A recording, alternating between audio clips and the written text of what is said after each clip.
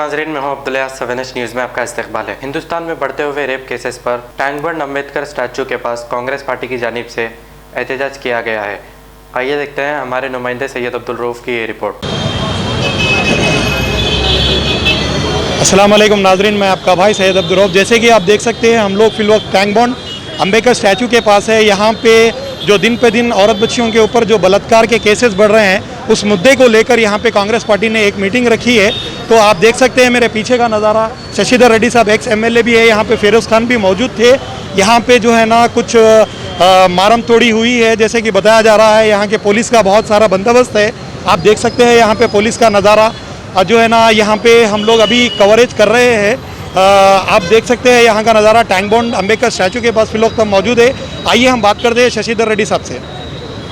उत्तर प्रदेश के हाथरस में जो वाक़या हुआ बहुत शर्मनाक है और इसको हम बहुत ही सख्ती के साथ कंडेम करते हैं।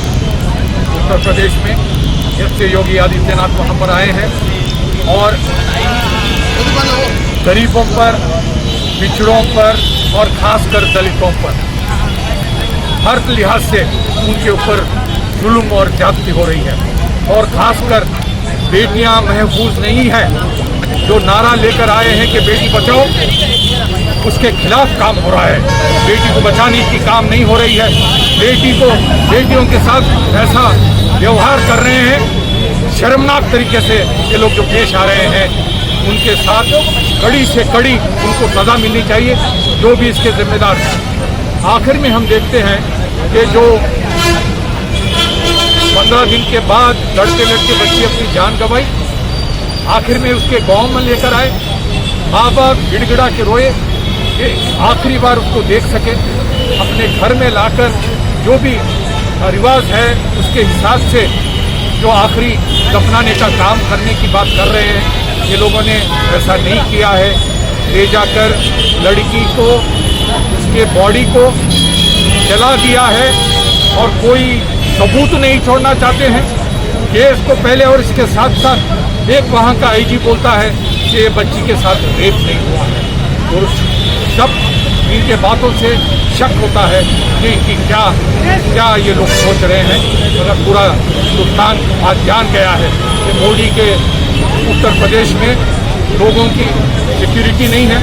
और इसके लिए आज राहुल गांधी जी उनके खानदान के लोगों से मिलने गए तो पुलिस उनको बीच में रोककर उनके साथ जो बदतमीजी की, इसको भी हम बहुत सख्ती के साथ कंडेम करते हैं।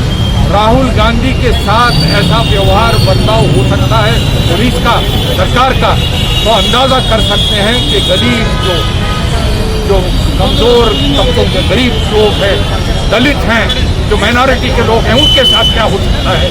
और मैं समझता हूँ कि ये कांग्रेस और BJP की लड़ाई नहीं है, ये इंसाफ के खिलाफ इंसाफ के लिए हमको एक होकर आवाज़ उठाने की ज़रूरत होगी। और आने वाले दिनों में हिंदुस्तान बताना चाहिए कि मोदी के बातों से अभी बहकावे में नहीं आएंगे, उनको अपना सही रास्ता दिखाएंगे।